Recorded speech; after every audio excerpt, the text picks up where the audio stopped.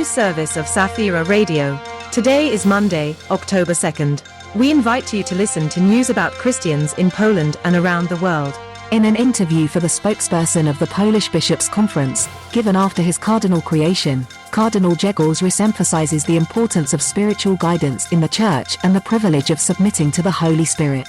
He discusses the role of cardinals and stresses the importance of dialogue in the Church and the need to interpret the signs of the times. He concludes by expressing his belief that the Church's greatest hope lies in following the guidance of the Holy Spirit. To understand the grain dispute between Poland and Ukraine, one needs to look at the onset of the war when Russia attacked Ukraine's food supplies and hindered its export capabilities.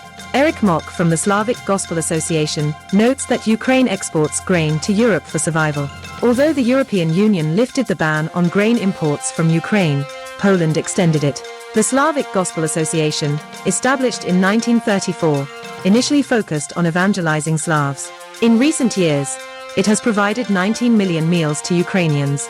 Mock calls for support for Ukraine and prayers for church unity. Despite the rise in the value of the Afghan currency, thanks to billion-dollar humanitarian aid and trade with Asia, Afghanistan is grappling with poverty and unemployment. The situation under Taliban rule is deteriorating.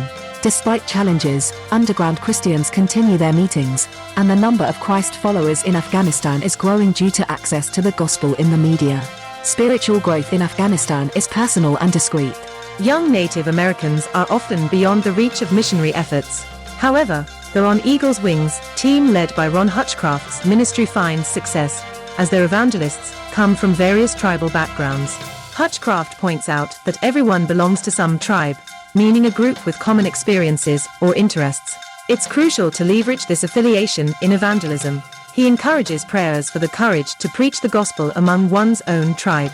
3 years after the pandemic, churches record a decline in membership but see an increase in donations compared to 2020. Despite challenges, many congregations remain optimistic about the future. Studies show a 9% decrease in attendance since 2020 and a 42% increase in revenue over the past 3 years. Conflicts in churches are subsiding, but a significant proportion of clergy consider resigning. These are the findings from the latest report by the Hartford Institute for Religion Research. The study covered nearly 5,000 congregations from 58 denominational groups in the USA. The Mennonite Church in Lancaster has completed a mural, 2 years in the planning, titled, For the Beauty of the Earth. It was created by artist Selina Almonzouri of Puerto Rican Dominican descent, drawing inspiration from stained glass art and local symbols.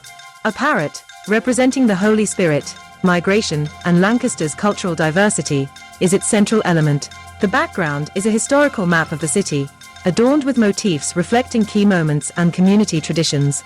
In Cambodia, Seha Pen, an Adventist, runs a cycling tourism business to spread the gospel. His family returned from exile in Thailand in 1992, and his father was an Adventist pioneer in Cambodia. At the age of 12, Seha dedicated his life to Jesus. Despite challenges of evangelizing in Buddhist Cambodia, Seha perseveres, supported by his wife Thivi. At this year's Global Adventist Internet Network Asia Conference, Juhi Park introduced the Metaversity 2.0 Virtual Worlds project. The initiative connects 64 Korean universities, aiming to engage young people familiar with VR and AI.